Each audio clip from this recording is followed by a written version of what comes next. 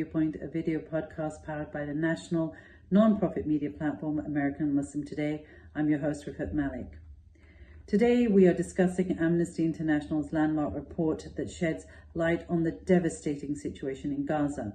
The report, titled "You Feel Like You Are Subhuman," confirms what millions of ordinary people around the world have witnessed on their screens for many months, that Israel has committed and continues to commit genocide against Palestinians in the occupied Gaza Strip.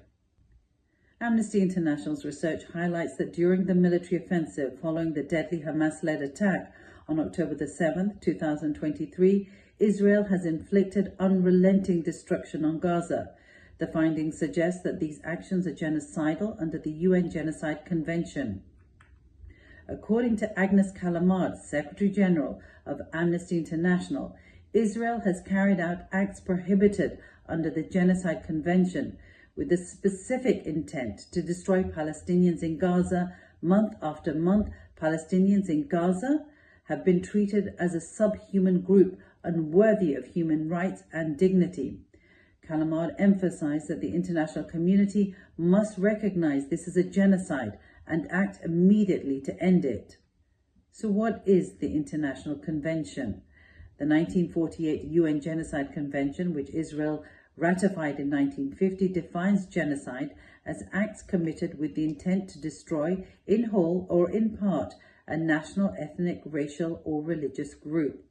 Amnesty claims that Israel's actions meet these criteria, citing calls by Israeli officials for targeting Palestinians using dehumanizing language, the use of indiscriminate weapons, and obstruction of humanitarian aid. The report condemns states like the US, Germany, and others for continuing arms transfers to Israel, labeling them as complicit in genocide. The investigation focuses on Israel's actions between October 2023 and July 2024. It highlights the following: the targeting of civilian infrastructure, including homes, schools, and religious sites; starvation, displacement, and bombardment, particularly in the North Gaza Governorate; statements by Israeli officials that dehumanize Palestinians and justify genocidal acts. By October 2024, over 42,000 Palestinians, including 13,300 children, had been killed. The destruction rendered large parts of Gaza uninhabitable, with catastrophic consequences for its people. Israeli government lawyers rejected what they called grossly distorted accusations of genocide leveled against it by South Africa while speaking earlier this year at the International Court of Justice in The Hague.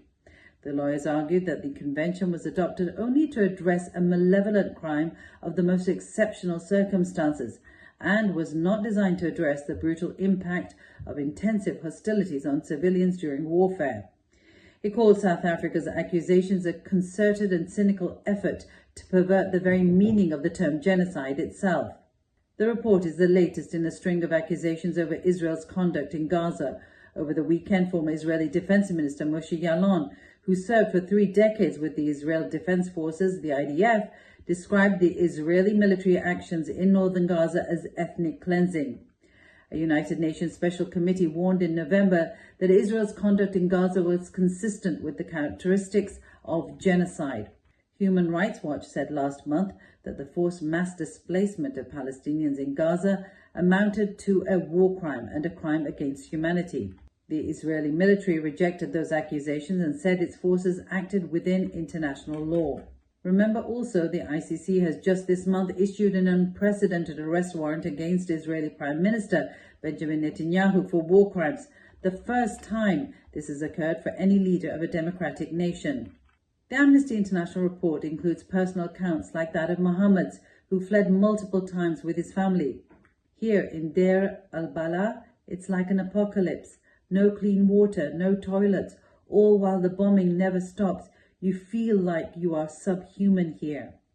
Amnesty is making the following calls for accountability: that the International Criminal Court investigate genocide charges against Israeli leaders. It calls for the release of civilian hostages by Hamas and accountability for crimes committed by all parties.